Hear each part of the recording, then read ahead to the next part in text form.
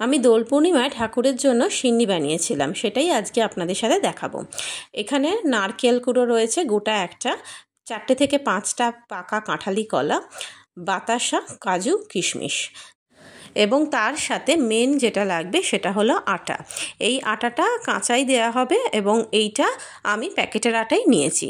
আর তার সাথে এটা 200 ml মতন কাঁচা দুধ রয়েছে। সিন্নিতে কিন্তু সব কিছুই কাঁচা থাকে। তারপরে এখানে একটা বড় পাত্র নিয়েছি।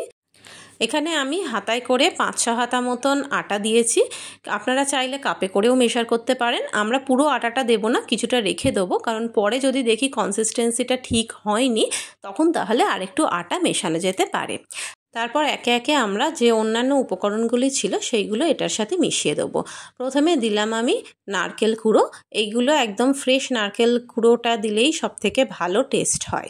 তারপর কাঁঠালি কলাগুলোকে আগেই খোসা ছাড়িয়ে নিয়েছিলাম। একটা একটা করে একটু হাতে ম্যাশ করে দিলে খুব ভালোভাবে মিশে যায়।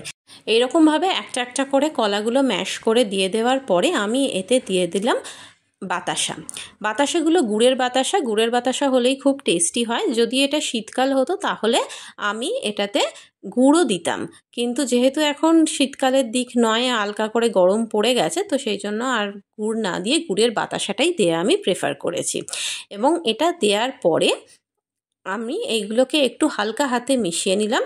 তারপর ঢেলে দেবো এতে দুধটা, যেটা আগেই বলেছি এগুলো কাঁচা দুধই থাকবে, এবং অল্প অল্প করে দুধ দিয়ে দিয়ে আমি এটাকে আস্তে আস্তে করে মেখে নেব। কিন্তু এইটা মেখে নেওয়ার সাথে যদি আমি দেখি একটু শক্ত হয়ে যাচ্ছে তাহলে অল্প একটু জলও দেওয়া যেতে পারে। তারপর যখন আস্তে আস্তে একদম লাম্প থাকবে না তখন অল্প পরিমাণ মতন হালকা করে চিনি দিয়ে দেবো। এতে আমি অলরেডি বাতাসা দিয়েছি, তো সেই জন্য অল্প করেই চিনি দেব। এবং বাতাসাগুলো দুধেতে যখন ভিজে যাবে তখন অল্প অল্প করে হাত দিয়ে ভেঙে ভেঙে এটা পুরো ম্যাশ হয়ে যাবে। এবং এরকমভাবে প্রায় 5 থেকে 10 মিনিট ভালো করে সব জিনিসগুলো একটার সাথে একটা উপকরণ মেশাতে হবে।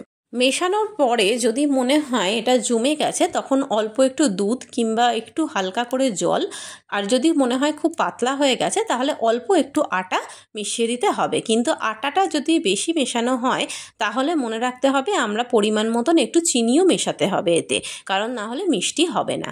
এরম হালকা হাতে আরও কিছুক্ষণ মিশিয়ে নেওয়ার পরে যখন দেখা যাবে একদম স্মুথ, কলাগুলো কিন্তু খুব একটা ম্যাশড হবে না, অল্প অল্প করে ম্যাশ থাকবে যাতে খাওয়ার সময় এগুলো মুখে পড়ে। আর আস্তে আস্তে দেখা যাবে চিনি আর বাতাসাগুলোকে একদম ভালো করে ম্যাশ করে নিতে হবে।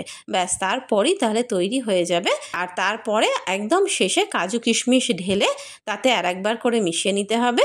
এখানেও আমি একটা পিতলের বাটি নিয়ে অল্প অল্প করে হাতায় করে বাটিতে ঢেলে দিলাম।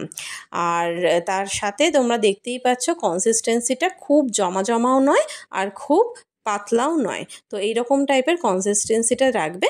তারপর বাটিতে কাজু কিশমিশ আর বাতাসা দিয়ে গার্নিশ করে ঠাকুরকে ভোগ হিসেবে দিতে পারো।